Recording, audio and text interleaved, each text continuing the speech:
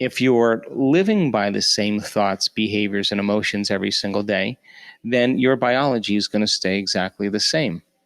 So then the question is, if you can begin to then change the way you think, change the way you act, and change the way you feel every single day, and be consistent with it and not return back to the old mechanisms, in time, then you'll see a steady, gradual change. Now, it's easier said than done, but when you understand how much potential we have as human beings, and you begin to understand the science of the placebo, I mean, think about it. How can you give someone a sugar pill, a saline injection, perform some false surgery or procedure, and a certain percentage of those people will accept, believe, and surrender without any analysis to the thought that they're getting the real substance or treatment. And they begin to program their autonomic nervous system to make their own pharmacy of chemicals that matches the exact chemical that they think they're taking. So is it the inert substance that's doing the healing, or is it the body's innate capacity to heal? So then if you understand the science of how the placebo works, couldn't you then teach it?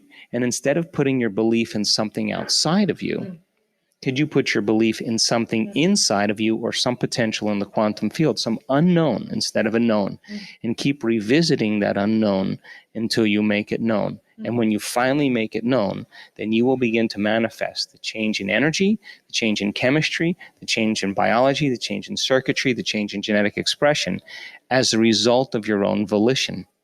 So then, here's an example. In a depression study where they do placebo studies, 81% of those people that are in a depression study that are given a placebo, 81% of them get better from depression by taking the placebo. Many of them think they're given the real substance, and when the placebo is revealed, they say to their doctor or the researcher, "Oh, I think you made a mistake. I got the real drug." And they say, "No, you have just the placebo." Even though your brain scans show that you're better. In other words, it's not just in their mind, it's in their brain. So what does that mean? It means they're making their own pharmacy of antidepressants, the exact chemical that they need to get better. It's innately within us. So then there's blends of chemicals and changes in chemicals that begin to affect our body dramatically.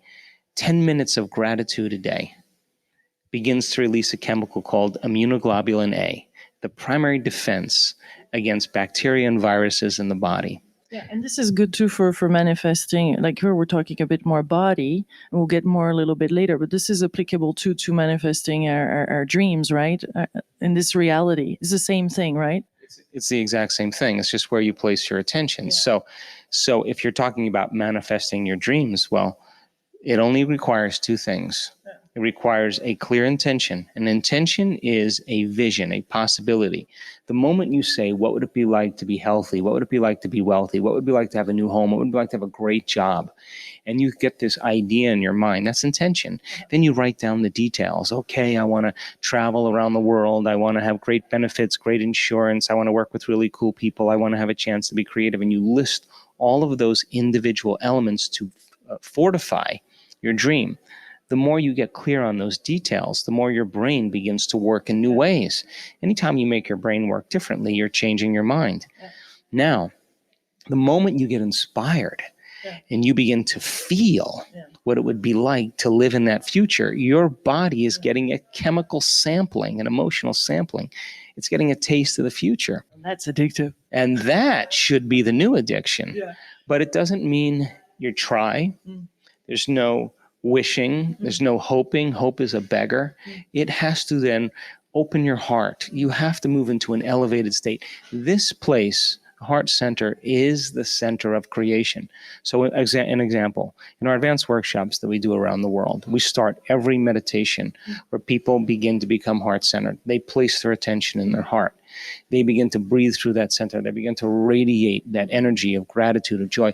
And if they do it enough times, we've measured this, the field around their body is enhanced. They're producing a magnetic field that's connecting them to something greater. When they have that magnetic field now amplified, because this is the center that causes the field around your body to move up to 9 meters wide, The antithesis of that is when you're angry or you're aggressive or you're hating or you're judging or you're fearful, you're drawing from this field and you're turning it into chemistry, and the field around your body shrinks. Now you're more matter and less energy. You're more particle and less wave. You're separate from possibility. You're separate from the field. But when you begin to open that heart and you're amplifying your energy, you're amplifying that magnetic field, then that energy is carrying the thought, carrying the intention. And when you combine that, you are broadcasting a signature into the field. And whatever you broadcast into the field is your experiment with destiny. So then most people then walk around in their life angry and upset and frustrated and suffering and victimized. Basically, they're broadcasting that signature into the field, and they wonder why their prayers aren't answered. Because if in order to do this properly, you have to get up as if your prayers are already answered. So we don't do our meditations and the work that we teach our students how to do this to pray to have their prayers answered. We teach them how to get up as if their prayers are already answered, because now the signal has made it into the body. Signals made it into the field. Mind has changed. The gene has been signaled. And every single day they're knocking on that genetic door. Why? Because a gene makes a protein, and the body has to physically be prepared for the event. Otherwise, it can't have it. So once they understand it, then they say, okay, I'm going to teach my body emotionally what it's going to feel like before it occurs. Now, what is the emotion you would feel if you had your dream come true? Pretty excited, joyful, inspired, incredible gratitude. What is gratitude? The emotional signature of gratitude means the event has already occurred. And if you can hold on to that emotional state of gratitude, your body is living in that future in the present moment. And that's when we begin to see the miracles happen.